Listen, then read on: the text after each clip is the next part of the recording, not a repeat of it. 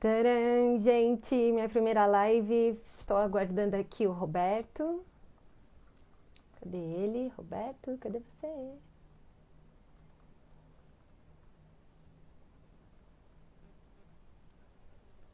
Ah, ok. Roberto, não esquece de apertar o convitinho para participar da minha live, ok? Boa.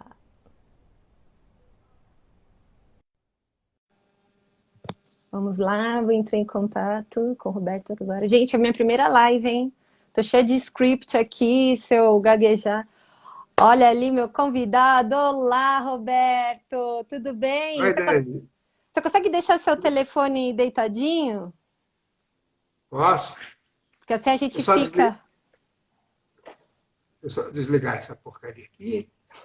Não fala palavrão, Pronto. rapaz. Consegue virar o telefone um pouquinho? Ah, pronto, perfeito, tudo bem.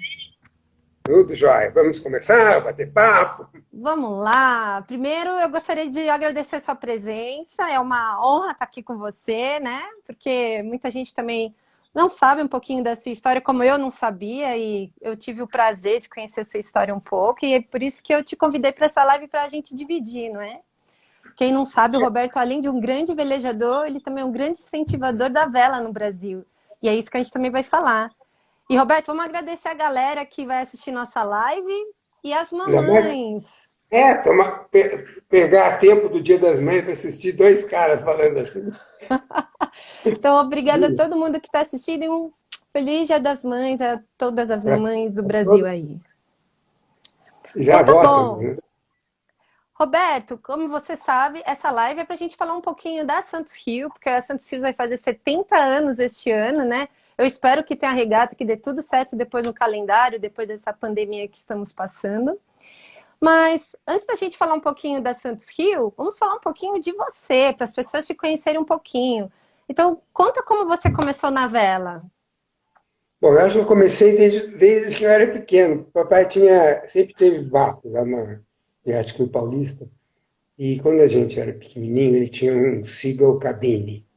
Já era um barco, era tipo um Lightning, com uma cabine pequena que eles usavam para regatas noturnas. Naquele tempo, em Guarapiranga, você tinha várias classes, mas uma delas que era a classe H, que era handicap, que tinha basicamente o Seagull de cabine e os Delfim, que era um projeto do Gervásio Alves Pereira. Só que chegou um tempo, eles gostavam de ter filhos, mas eram sete. Então, quando éramos todos pequenos, minha mãe fez uma pressão para ele parar de velejar porque era perigoso. Naquele tempo, então, a gente deixou de ir um pouco no Yacht Club. Quando eu já tinha 12 para 13 anos, aí eu já tinha minha pseudo-independência financeira Boa. e estava sendo o lançamento da classe Pinguim no Brasil. Basicamente, o pessoal do Clube Inglês, Speak. E nós encomendamos dois no fórum. Eu lembro que eu tinha recebido do meu avô, eu gostava de música. E ele tinha me dado uma flauta de prata que eu vendi para comprar e fazer Olha, parte do pagamento do pirulito. Foi o meu primeiro pinguim. No começo, meu pai saía comigo para me ensinar a velejar, depois fiquei sozinho. E continuando no Iate Clube Paulista. Aí, o Paulista tinha uma atividade de vela um pouco limitada. Para eu passar acima do pinguim lá, eu comecei a ser tripulante de Sharps. Eu só tinha três no clube. Tinha o Guanabara, do Paulo Mariano Ferraz, tinha do João Mota, e tinha o 209, que era do Abacaxi, do Paulo Luiz. Eu comecei a ser coreiro dele, e acabou no convívio com as regatas, com o pessoal dos clubes, eu acabei passando a velejar no Iate Clube Santo Amaro, no Clube Alemão, sempre como proeiro, inicialmente de Lightning, de Sharp. Eu era proeiro do Ciro Louco, que era o Rubaiá, o Ciro Alves Cardoso, disputava o título de melhor proeiro do clube com o Dito Malchaya. E depois fiquei tripulante também do Lightning do Vitor Freire de Carvalho, que era o 3080. E acabei gostando mais do Lightning. O barco tinha espina, que era 3 tripulantes, era um barco maior. Daí eu vendi o pirulito e encomendei no Flório um Lightning, que era o Canopus.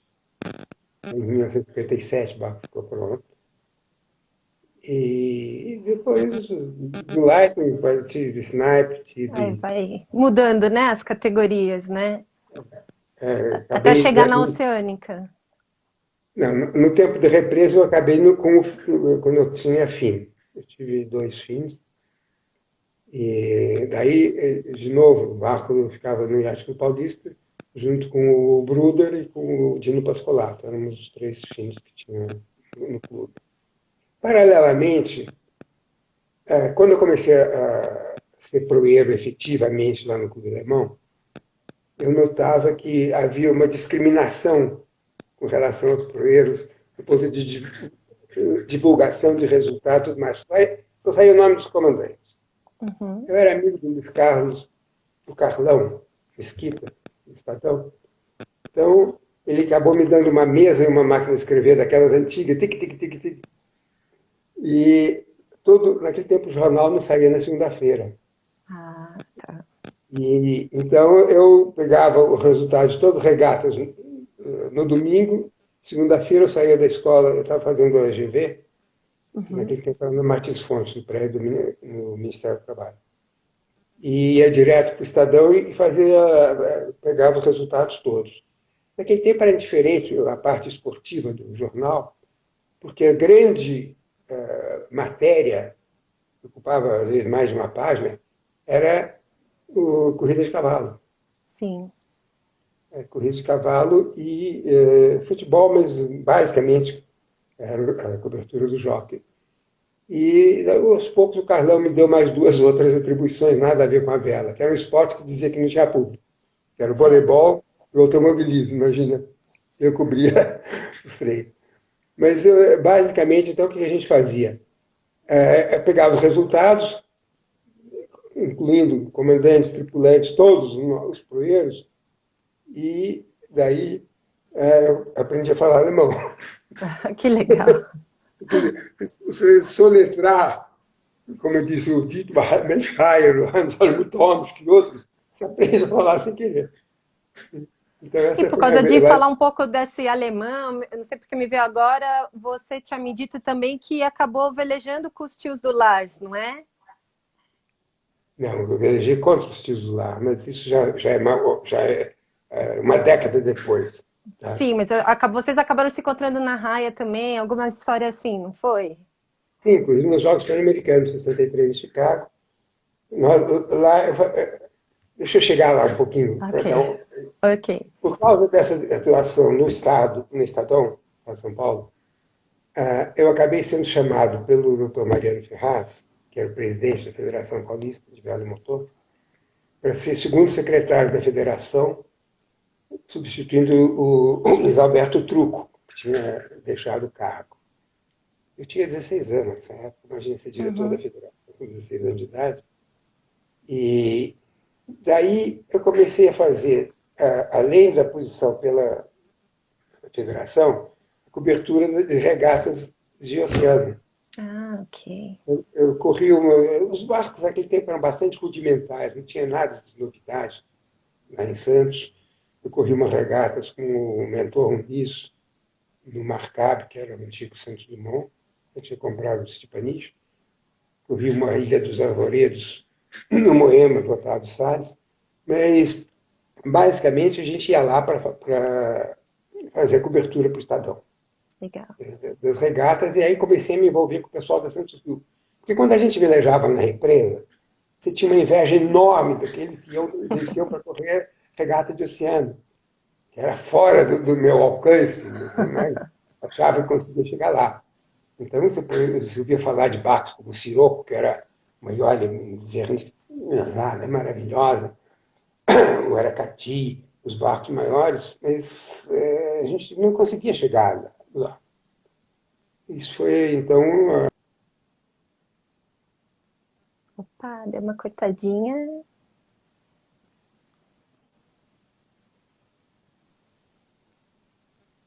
Legal. E aí você falou então que vocês ficavam nessa vontade de velejar uma Santos Rio, né? E você conseguiu chegar lá. Você velejou algumas Santos Rios, né? Velejei, mas isso foi em fim de 68. Nesse meio tempo, nós organizamos, estruturamos a Federação Paulista. O Mariano Ferraz saiu, o Paulo Bucupi, e eu continuei. Eu fiquei 11 anos diretor da Federação Paulista. Eu era secretário da Federação. Depois, o Adriano de Oliveira, que era o secretário antigo, saiu. Eu fiquei o primeiro secretário. Não tinha vice-presidente naquele tempo. Então, era o Bucupi e eu. Assim, tinha o diretor de vela, que na época chegou a ser o Ernesto Raibel, tinha o tesoureiro, que era o Spezia, que era o Carlos Rodeburg, e basicamente éramos nós que tocávamos na federação. Em 63, houve a realização dos Jogos Pan-Americanos de São Paulo. Daí que chegou, eu estava te falando dos tios do Lar, dos tios do Lars e do Torben. Torben. Eu fazia parte da comissão organizadora. A gente se reunia na sede do DEF, que era lá no Parque da Água Branca, coordenado tudo pelo Major Silvio Magalhães Padilha. Daí, quando estava tudo bem organizado, todos os esportes ficaram hospedados no atual CRUSP, o Conjunto Residencial da Universidade de São Paulo, lá no Butantã, a não ser a vela. Porque a vela nós dividimos, eram 6 classes, então nós dividimos as 3 classes menores no Yacht Clube de Santo Amaro, que tinha acabado de inaugurar seu alojamento lá. Então ficaram lá Finn, Snipe e Flying Dutchman. E esses 3 grandes no Clube de Campo de São Paulo. O Clube de Campo tinha aqueles motéis, que eram dos sócios. E a gente solicitou e obteve a sessão, então ficaram as classes Star, Lightning e Dragon. Daí foi o problema que aconteceu, porque na classe Dragon houve inscrições dos Estados Unidos, do Canadá e da Argentina. E o regulamento dos Pan-Americanos você tinha que ter um mínimo de 4 barcos por classe. Só que o pessoal já tinha despachado os barcos. O Dragon é um barco grande de quilha, uma pequena cabine. Então a gente tinha que arranjar um Dragon para completar a classe aqui. Daí o pessoal descobriu que na represa Billings havia uma classe de barcos importados grandes, que eram 5 metros RI. E havia um Dragon antigo de antes da guerra, imagina, construído em 1938. Daí, por iniciativa conjunta da Federação e do pessoal do Yacht Clube Bandeirantes, lá, nós conseguimos, com o Frederico Kruder, recuperar esse barco, trazer velas novas, e completamos, então, ficou o 4º Dragon, e aí, então, me chamaram para ser proeiro desse barco. Então, uma carroça comparado com os outros todos, mas, pelo menos, viabilizou a vinda dos outros barcos, e a gente correu lá. Nesse tempo, na classe Light, que também ficava lá no Clube de Campo, os representantes do Brasil eram o Eric e o Axel, irmãos, e o Baramba, que era o Robson Hassan, nomes bem brasileiros. E, então a gente passamos a ter bastante convívio, embora eles já tivessem sido campeões mundiais de snipe. Sim. Só que no snipe era invertido. No snipe o Axel era o timoneiro e no Lightning o Eric era o timoneiro. Eram os dois gêmeos, a gente chamava o chopp duplo do Preben Schmitz. Eu já tinha velejado antes com a Margaret, irmã deles, em regata de Lightning pela Commodore's Club do São Paulo Yacht Club aqui em São Paulo. Muito legal. Mas ela tinha falecido ano anterior, naquele desastre do avião da Panair em Recife. Então, a gente já tinha um conhecimento que, ao longo do tempo, foi. Não posso dizer que a gente era uns amigos constantes, porque eles ficavam no Rio, ficavam em São Paulo. Mas se encontravam de vez em quando, né? Cada um sabia quem era o outro. Muito bem. Muito bom. Você falou do comecinho da Santos Rio e, por acaso, antes da nossa entrevista, que eu fiz minha lição de casa, galera, aliás, a galera não sabe, mas vocês que frequentam Ilhabela, tem um livro lá no meu café favorito, que é no Ponto das Letras, esse daqui, ó, Velas do É. Brasil. Inclusive, tem passagens sobre o Roberto Rocha Azevedo na vela nesse livro, e de tantas pessoas Acho que a que um gente terço conhece, dele, né? acho que um terço do livro foi contribuição minha. E não só do senhor, De mas de todas várias as. pessoas da vela, do Eduardo, do Bucu, todo mundo do Lars, do Thor, todo mundo que apareceu aí na vela. Só que esse livro é até 2010, não está tão atualizado, né? Mas de qualquer jeito, o que eu estava vendo aqui é que a Santos Rio começou em 1951, né? Porque o Joaquim Belém, ele tinha acabado de construir um veleiro da classe Brasil no Rio de Janeiro e queria por essa ideia, que já existia essa ideia de fazer uma regata longa, né? Então ela foi. Vamos começar pelo começo, então. Tá bom. A- Até o final da década de 40, nós não tínhamos no Brasil nem regatas de longo percurso, porque nós não tínhamos barcos para longo percurso. Sim. O que você tinha mais organizado aqui, além de uns barcos estrangeiros que acabaram vindo para cá e ficavam, houve uma iniciativa no Rio de Janeiro de fazer a classe Rio de Janeiro. Opa, deu uma cortadinha. Voltou. O projeto do Lindsay Lambert, e foram feitos acho que uma meia dúzia de barcos que ficavam lá, mas não era um barco para fazer uma travessia dessa. Houve, ainda, acho que 48, 49, uma coisa que chamava Raid naquele tempo, que era o Getro Prado, pegou um Guanabara e saiu de São Paulo até o Rio. Demorou um bom tempo, mas foi considerado um feito histórico naquela época. Era um barco de bolina, não era um barco feito. Nossa, E aí, corajoso.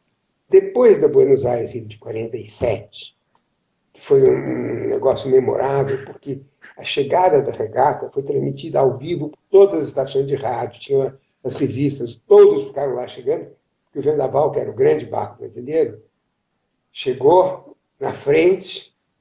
A chegada daquele tempo, a chegada da regata, era na escola naval. Imagina. Não conseguia entrar na Bahia porque não tinha vento. Ele ficou parado umas 24 horas na entrada da boca da barra, sem poder fazer nada. Nossa. E veio um barco argentino, depois acabou o Alfaro, passou e ganhou. Isso despertou um interesse muito Poxa. grande. E daí os três ícones da vela brasileira, que eram o Zacarias Pimentel Duarte, Maria do Rio, Mariano Ferraz em São Paulo e Leopoldo Gaia, resolveram encomendar um projeto específico para o Brasil, para o escritório dos Parques Mastito, que é o maior escritório de projetos de vela no mundo. Então, esse projeto do Classe Brasil foi baseado no Classe Mackinac, que existia nos grandes lagos americanos. Então, eles trouxeram esse projeto para cá, que foi feita uma encomenda inicial de 6 barcos, depois aumentada para 10, no estaleiro Arataca, em Santa Catarina. O Arataca era um estaleiro muito antigo, aquela empresa de navegação Carl Hepco, de lá, e eles então foram construir esses barcos. O Joaquim Belém, que era do Rio de Janeiro, ele estava inquieto para fazer o barco dele logo, então ele não esperou os Arataca, ele construiu no Yacht Clube do Rio de Janeiro, Ondina. Porque ele era o terceiro da série lá. Aliás, era o quarto. Tanto que ele foi alocado o número BL-13. Começou com o BL-10, que era do Mariano Ferraz, o 11, que era o Major de Eduardo Simas, em São Paulo, o 12 do Cairu, do Jorge Gaia, e ele seria o 13º. Mas ele se pulou na frente e construiu dele em 1949. Depois vieram o Desembarque, era o BL-14, o Procelário do Fernando Pimentel Duarte, que era o 15, o Mistral 16, o Calagaceiro, e aí assim por diante. Então, o Joaquim Belém saiu na frente e, com isso, ele ganhou as 2 primeiras Santos Rio. Verdade. Numa época, então, em que, em 53, no ano seguinte, o Jorge Gaia ganhou a Buenos Aires Rio com o Cairu II. Só fazendo uma observação para a galera que nesse começo a regata não era Santos, Rio de Janeiro, onde a gente termina a regata hoje, era Santos Arpoador, não é mesmo? Não, não. Nós Porque... mudamos, depois desses insucessos todos que aconteceram, Uhum. todas as regatas passaram a terminar no Arpoador. Arpoador, isso. Uhum. Inclusive, quando eu era comodoro da BVO, nós obtivemos a concessão de um edifício que era da antiga estação de rádio na Pedra do Arpoador. Certo. Então, nós fazemos lá a base das saídas das regatas de Oceano. Legal. E, inclusive, o bebê aqui do Inaê, o Fabrício, falou que bonito, o que está faltando hoje em dia nas regatas, principalmente essa da Santos Rio, é uma transmissão legal, né, sobre a regata, o pessoal poder acompanhar de casa, porque, ok, hoje a gente tem o GPS, que quem não está na regata consegue acompanhar, mas seria legal transmitir as chegadas, seria uma coisa bem emocionante, né? É difícil, sabe? Porque você pega uma regata de longo percurso, eles demoram 3, 4 dias para chegar a todos os barcos. Você não pode fazer uma chegada. Só Você uma, vai né? É saída difícil. assim. Quando nós fizemos o Circuito Rio de 71, 72, aliás, que vieram 11 barcos estrangeiros, nós tínhamos 47 barcos correndo naquela época, o que aconteceu foi isso. A saída era do Rio, nós invertemos o percurso porque o circuito continuava de Santos em diante. Então, na partida, houve até televisão direto. Puxa, Isso é um muito trabalho bacana. que a gente fez pela BVO. Mas era bom, porque você estava estático naquela posição É, da pedra do arpoador. Né? é verdade. Você falou do negócio de ter GPS hoje em dia, eu vou contar uma história estranha. Quando houve a Buenos Aires-Rio de 1953, o Brasil teve 3 barcos entre os 5 primeiros, todos classe Brasil. O Jorge Gaia ganhou, depois veio Mistral e depois veio Aracati. Mas o engraçado é que o Mistral, depois da partida, sumiu. Nossa. Ninguém não deu notícia mais nenhuma.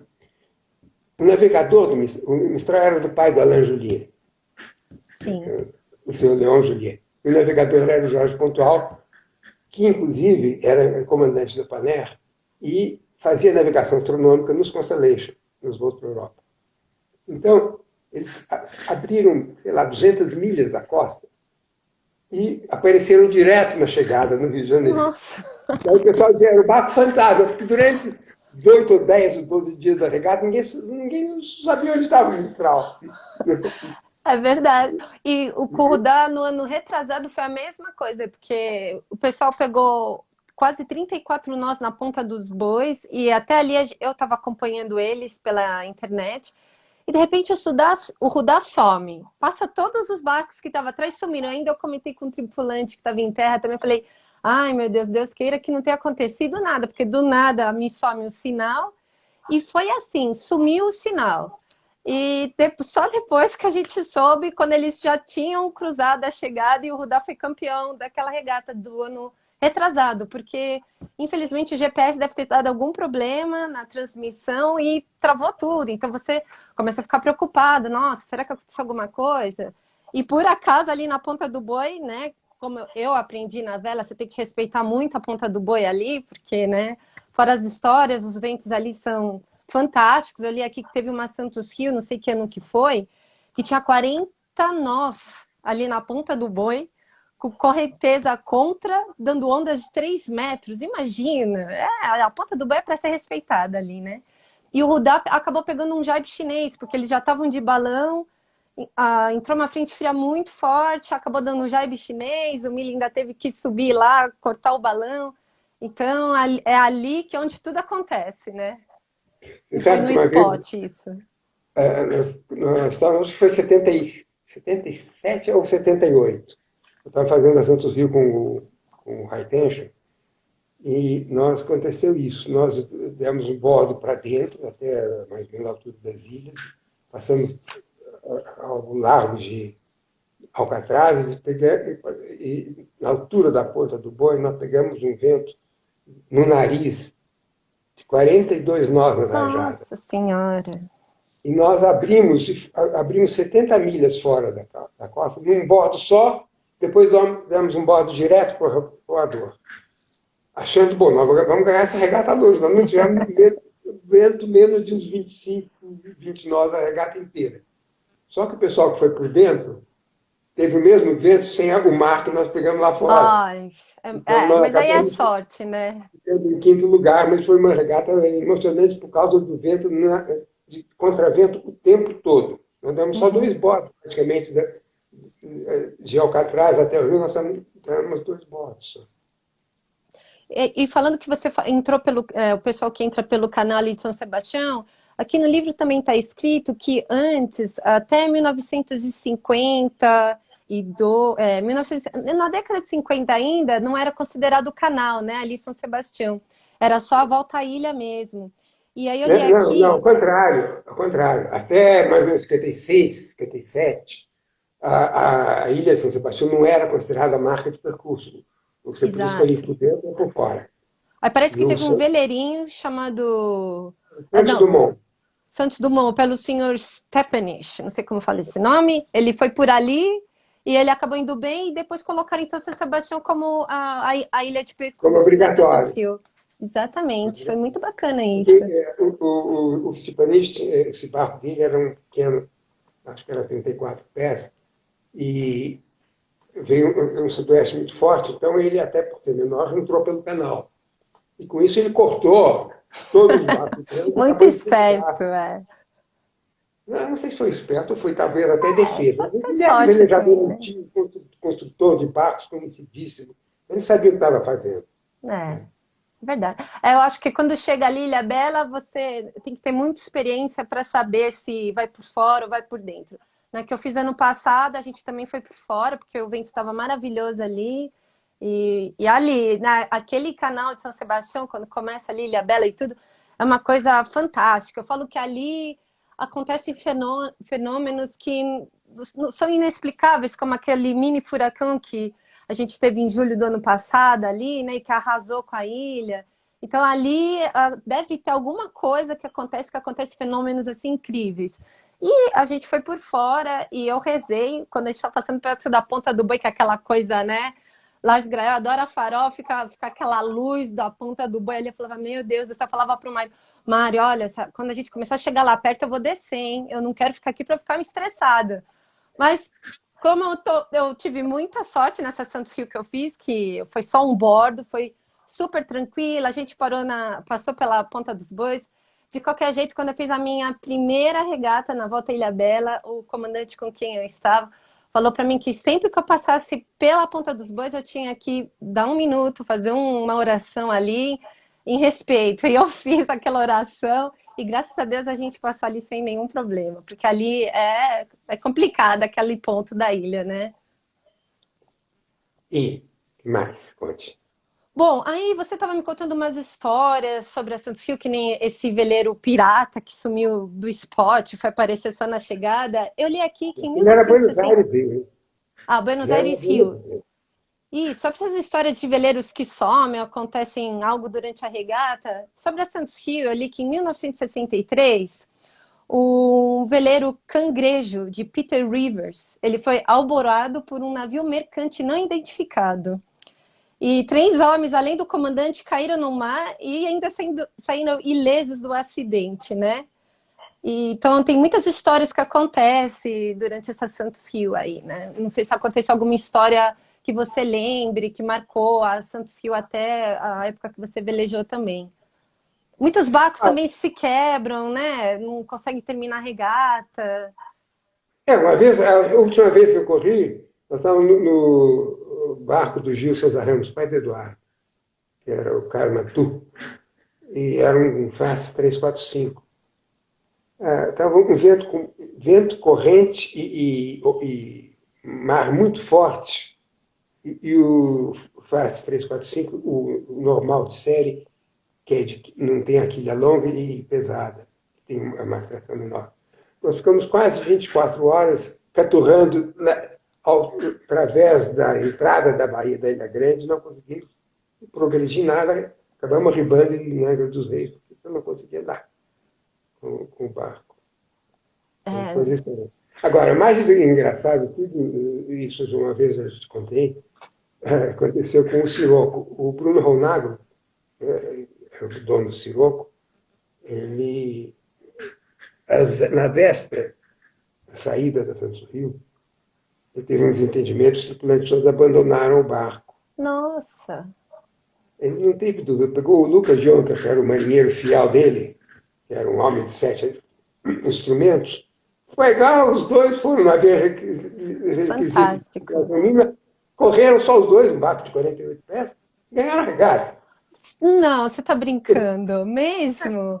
Tá vendo? Quando a pessoa sabe o que faz, tem a intuição, é fantástico, né? Agora, teve episódios muito engraçados. A turma do Rio de Janeiro, quando chegava, naquele tempo não era o Yacht Clube Santos, era o Guarujá Yacht Clube. Uhum. Tava em O nome foi... construção ainda, né? O Yacht Club. Não, fazia isso no fim da década de 50, começo da década de Ah, 60. uhum. Aí era Guarujá Yacht Clube. Só que, à medida que o Brasil foi se tornando mais importante no cenário da vela, eles acharam que Guarujá não queria dizer nada no cenário internacional. Uhum. Então mudou-se o nome para Yacht Clube de Santos. Mas sempre o pessoal do Rio preparava umas e outras para, em ocasião, somente da cerimônia de abertura da regata, do jantar, no Yacht Clube de Santos. E uma vez, isso ficou conhecido, vinha todo o pessoal da Marinha, da Capitania de Santos, lá de uniforme, tudo bonitinho, né? Os cariocas foram lá e sumiram com todos os caps do pessoal da Oh, Marinha. meu Deus. Tem um rolo, você não faz ideia. A turma do diretoria do Yacht Clube de Santos não sabia o que fazer mais. Sumiram. Meu Deus. Sempre aprontando. O legal da vela é isso, né? Todo mundo se brinca entre si, fazem piadas. É muito gostoso esse mundo da vela, né? Que bom que eu tive essa sorte de poder estar dentro dessa história de vocês e também poder estar dentro um pouquinho da história da Santos Rio. Queira ou não, eu fiz uma regata, mas eu posso dizer que eu faço parte da história da Santos Rio, né? E Roberto, o que eu li aqui também é que ao longo dos anos da Santos Rio, você também vai vendo como o cenário econômico vai mudando. E, por exemplo, na década de 70, os barcos já começaram a usar a fibra de vidro, né? A indústria isso já estava mais atualizada, digamos, e atraiu mais pessoas para vir velejar, né? É... Dan, deixa eu dizer o seguinte: a vela brasileira atingiu seu pico na década de 70. Uhum, Por quê? Porque nós começamos a ter mais gente interessada vindo para cá. Era permitida a importação de barcos. Então, o primeiro grande barco que veio foi o Netunos, do Sérgio Misko. O Netunos era um Cal-40, mas era o protótipo do Cal-40, tanto que as janelas dele são diferentes dos de série, e era do próprio Jack Jensen, que era o dono da fábrica. E ele chegou a tempo de correr Buenos Aires-Rio, e daí veio o Luft, do Israel Klabin. O segundo, o Israel tinha um Maiole, igual ao Carglacier, que era um classe Glória, daí ele trouxe um barco igual ao que o Torben tem agora, que era um Columbia 50. Ficou primeiro para o Luft, depois foi para Santos como próximo. E daí ele trouxe um Swan 51, com o qual ele ganhou Buenos Aires de 71, Buenos Aires Rio de 71. E daí, nesse ínterim, a Escola Naval trouxe também 2 Cal 40.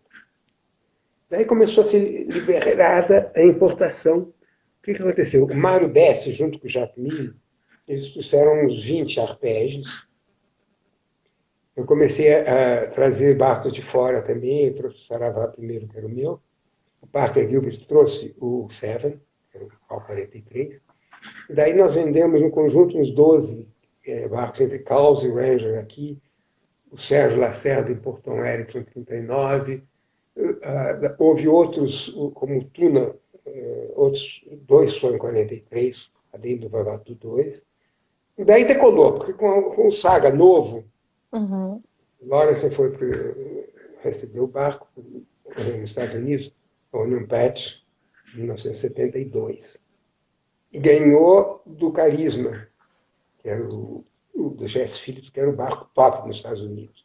Uhum. Aí nós organizamos, eu já estava como Commodore da BVO, nós reestruturamos a BVO inteira, e daí nós organizamos o Circuito Rio de 72, aliás, de 72, nós trouxemos 11 barcos estrangeiros, sendo alguns dos melhores do mundo naquela época. Que vieram o Carisma. O Carisma tinha apenas como timoneiros o Ted Turner e um outro americano que ganhou a America's Cup. Não estou lembrando o nome dele agora, daqui a pouco eu lembro. Veio o 6C61, o Jim Baldwin, o Sorcerer, acabou ganhando assim, o circuito Rio naquele ano. Depois vieram o Safari do Paul Adams, argentinos vieram 6 ou 7. E para fazer a promoção, eu fui para Nova York, nós fizemos uma reunião no Rockefeller Center, com os comandantes e os navegadores de todos esses barcos que viriam para cá. Eu levei, inclusive, cartas náuticas de todos, para todos eles, expliquei todas as peculiaridades do percurso, que era uma regata, um circuito Rio bastante diferente, porque a gente começou no Rio, era Rio Santos, depois você tinha uma regata local em Santos, depois você fazia uma regata que, como dizia meu compadre Parker, é para galo. Eu saía de Santos, montava a Queimada Grande, subia até a Ilha Santana, que é através de Macaé, normalmente com vento no nariz, aí voltava e chegava no Rio. Depois tinha as regatas locais no Rio. E então foi um sucesso extremamente grande. Nós trouxemos jornalistas das 3 maiores revistas de vela do mundo, que era o Yacht nos Estados Unidos, o Yacht World da Inglaterra e o Voile Show. da França.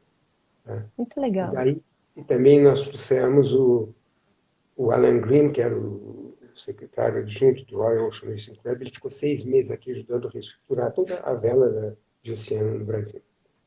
Muito E bacana. daí, no ano seguinte, em 71, nós tínhamos participado da Admiral's Cup com o Saga, aliás, desculpe, não, com o Vavatu, só em 43, e o Pluft e o Villegagnon da Escola Naval. Aí, em 73, nós fomos com força total. Quando o Saga, o Vavatu 3, que era o barco, a última palavra em veleiro de oceano no Brasil, Fernando Nabuco, e o terceiro barco acabou sendo o Cangaceiro, do Mício Barreto, em 48. Só que nós tínhamos mais 2 barcos brasileiros inscritos. Então nós montamos um time misto, Brasil e Portugal, pegando como o terceiro barco o português, o Jolibris, que foi o barco aí na festa de 1927, imagina.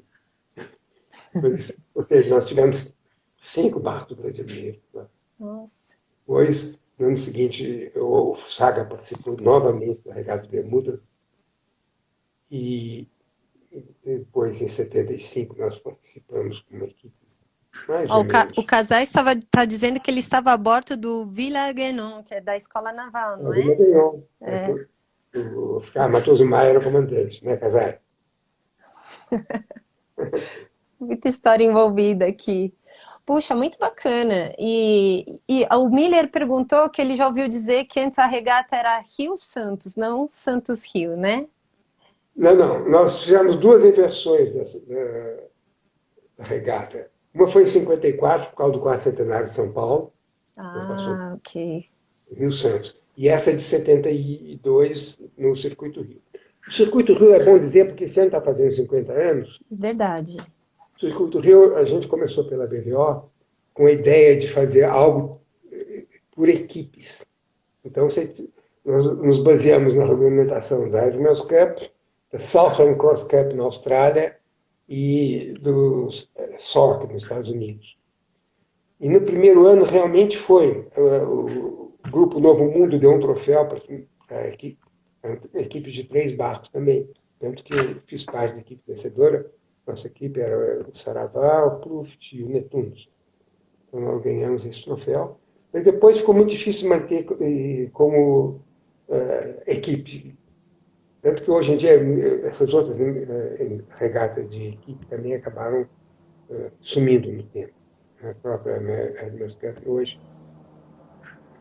depois passou a ser barco de classe e acabou também nessa linha. E aí o Circuito Rio entrou com força. 50 Rio, 50 anos este ano. Santos Rio, 70 anos este ano. E o Yacht Clube do Rio de Janeiro também vai fazer 100 anos. Ou seja, temos aí um monte de regatas muito legais para participar, porque eu espero que mais barcos venham participar esse ano, nessas edições comemorativas. Ano passado teve bastante barco na raia. E eu peço para que todos vocês que gostam de velejar, ou querem tentar fazer uma primeira Santos Rio que nem eu fiz, para que venham participar. Vai ser uma edição muito bacana, não é? Não, Roberto? Eu acho que eu sinto pena hoje em dia é que nós não temos mais regata de percurso no Rio, no Brasil, no Santos Rio. Antigamente, nós tínhamos algumas regatas memoráveis. Sobrou o que hoje? A Refém. Nós só tínhamos a Salvador Rio, que era uma regata deliciosa. Você basicamente botava o balão em Salvador e tirava no Cabo Frio. É uma regata feita no verão, tempo quente, agradável, vento constante, mas não muito forte. Então, isso tudo foi morrendo com o tempo. Mesmo essas regatas que eu te falei, que fazia parte do Circuito Rio, o pessoal não veleja mais. Não tá, o pessoal quer fazer regata curtinha, regata perto de terra, que o pessoal possa até eventualmente ver, e acabou a alegria. Eu acho que, já que você tem o seu belíssimo comandante como comodoro da BBO, podia voltar a trocar umas ideias nesse aspecto, e voltar a fazer regata. Já houve regata Rio-Florianópolis, que não tem mais. Se você considerar que para a vela do oceano no Brasil você tem 3 lugares bons, que são Florianópolis, Ilhabela e Búzios, tem que fazer isso. Búzios, graças a Deus, voltou, né? Ano passado teve a primeira regata dessa nova marina que construíram e foi uma regata muito bacana. Muito vento, muito acidente, né, casais? O casais teve aí o cotovelo deslocado, eu também já tive uma vez, dei até umas dicas para ele, como fazer a fisioterapia depois. O Rudá foi para a água, foi meu primeiro grande susto, que eu nunca vi o barco indo para a água. Eu fiquei de pé no barco, porque eu estava sentada atrás do leme, o barco me virou. Eu fiquei chocada com aquilo. Acho que é só levar outra daquela e eu desmaio da próxima vez, porque eu fiquei muito chocada. Mas é muito legal. Búzios tem muito vento. Antigamente havia a Sul América Cup, que era corrida em Búzios. Eu lembro uma vez, a regata mais longa saía de Búzios, montava a Ilha de Santana e voltava. Eu lembro nós, com high tension, nós montamos a Ilha de Santana, botamos o balão e tiramos depois a linha de chegada. O barco vinha planando, às vezes, 10 minutos sem sair da onda. Nossa, era um negócio maravilhoso. Maravilhoso, é. Isso que fazia falta. Porque a última regata de clássico que foi feita em Búzios, que eu participei, fazia parte lá, foi de 2015, e que deu um vento também de média de 29 nós, mas chegou a 38 na rachada. Aí quebrou o mastro, quebrou o leme, e um monte de acidentes. Acidentes, né? As baterias todas afundaram com em Búzios também, até a gente teve um dia que a gente teve que parar as regatas, porque muitos barcos quebraram ou mastro, ou danificaram alguma coisa, tiveram outras pessoas que se machucaram, então realmente é um mar muito bravo ali. Mas, né, é o que todo mundo quer. Quando a gente quer velejar, a gente quer vento, né? Acima de 13 nós é o que todo mundo espera, no mínimo, para uma boa regata, né? Bom, pelo menos o Rudá, porque até onde eu sei, o Rudá, a partir de 13, ele é o que ele gosta, é a praia dele, né? Então tem que ser realmente essas 3 regatas aí. Saindo um pouco de vela de oceano, mas voltando à década de ouro, realmente, não só no oceano, mas em velas e monotipos, nós tivemos algum sucesso muito grande. Primeiro, nós fizemos o Campeonato Mundial de Snipe no Rio.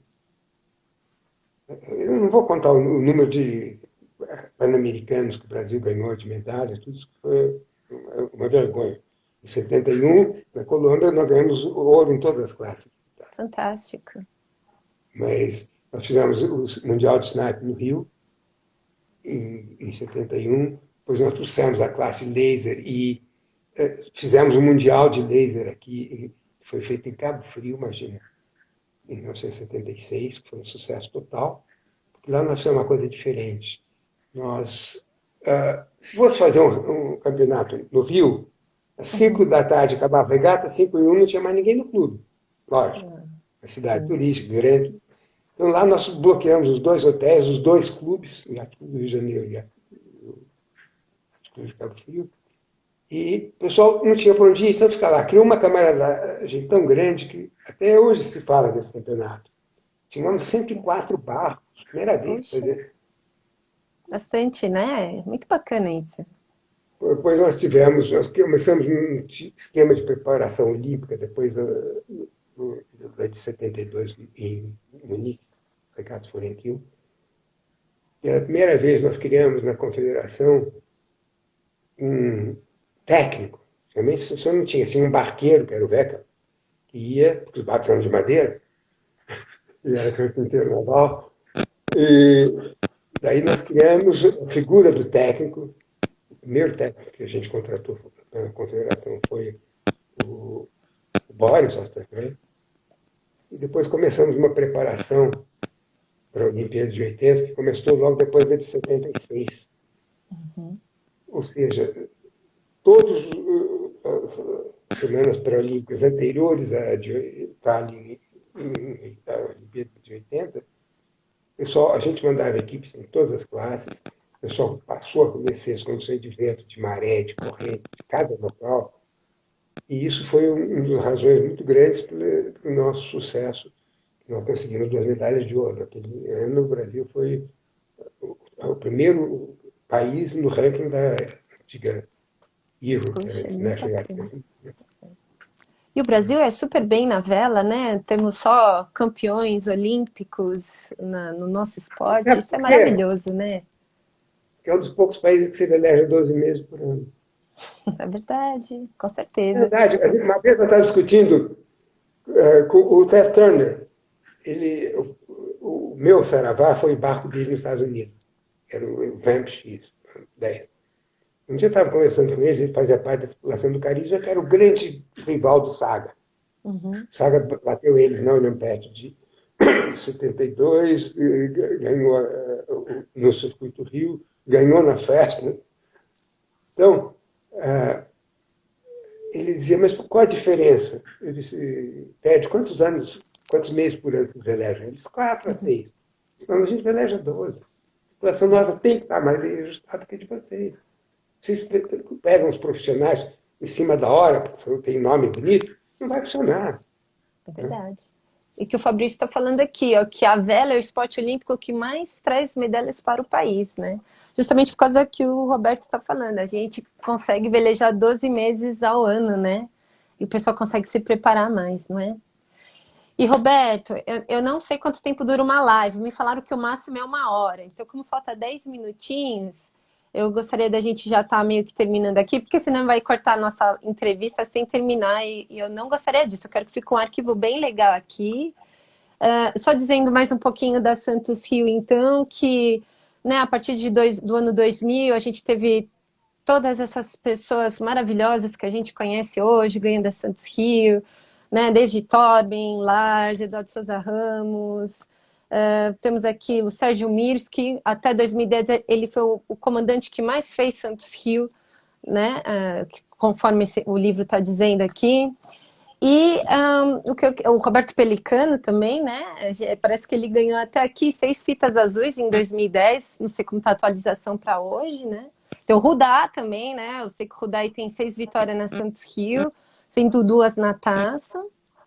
E uma coisa que você me perguntou quando a gente estava treinando a live, e é o que eu quero terminar, porque é uma frase do Lars aqui no livro, terminando esse episódio da Santos Rio. Ele fala assim: a verdade é que sempre dizemos que a Santos Rio é uma grande roubada, Quem corre sempre diz que nunca correrá de novo. As primeiras vezes repeti a mesma coisa, jamais correrei de novo. Mas essa regata representa a tradição da vela brasileira e também um desafio, pois o percurso compreende um trecho difícil da costa brasileira, que é o eixo Rio-São Paulo, onde os ventos são muito variáveis.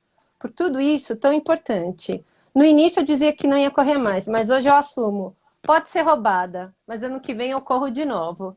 E eu faço minhas palavras adulares, porque eu também falei que seria a primeira e última Santos Rio que eu faria, Eu ia te cobrar, você não é? Eu ia fazer fiz. mais aquilo. Os invejosos de plantão vão falar que eu tive sorte, porque a gente foi num bordo só até o Rio. Mas foi muito bacana, foi uma experiência maravilhosa e, se Deus quiser, eu quero muito fazer parte da regata desse ano e participar desse ano histórico, que são 70 anos da Santos Rio. E eu espero que você esteja lá no Rio, torcendo pelos barcos chegarem, para poder também celebrar essa grande festa que vai ser. Ótimo, também. Né? E contribuir cada vez, e continuar contribuindo aí pela vela brasileira, quem sabe conversar com o Comodoro, trocar umas ideias, que nem você falou sobre novas Botar umas regatas, né? minhocas na cabeça dele. Pois, ele está precisando aí de conselheiros para o que o Mário mais quer e a BVO quer é incentivar cada vez mais a vela no Brasil e a gente ter mais barcos na raia, né?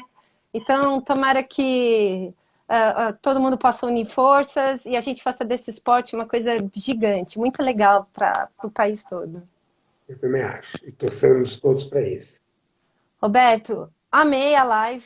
Espero que seja a primeira. Depois a gente vai ter outros assuntos aí para tratar com você, tá bom? Essa daqui foi Santos Rio. E eu te desejo aí sempre bons ventos, que você esteja aí com a gente, sempre na torcida e ajudando, como eu disse, o esporte a continuar crescendo no país. Para nós todos. Se Deus Beijão, quiser. abraço a todos que estão nos assistindo aqui também, agradecendo pelo interesse, pela participação. Obrigada, Roberto. Obrigada a todos e bom domingo, bom restinho de domingo para vocês. Bons ventos sempre. Tchau, Sempre. Roberto. Um Tchau, obrigado. beijo. Tchau, tchau. Tchau.